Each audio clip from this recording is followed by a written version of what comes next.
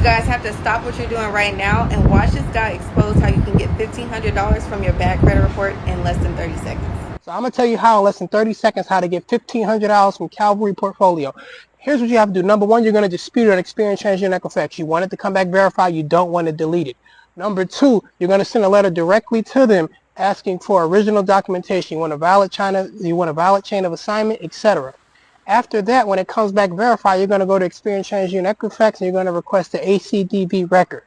Once Calvary comes back and says that it's verified, right, and they send you all little statements and stuff, you're then going to send them a demand letter telling them that you intend to sue them in 15 days. Once the 15 days is up, you're going to sue them. After you sue them and they get served, their in-house attorney is going to reach out and he's going to offer you maybe $500. That's normal. You're going to tell him, hey, I just requested the ACDB record to see if you guys actually conducted a proper investigation.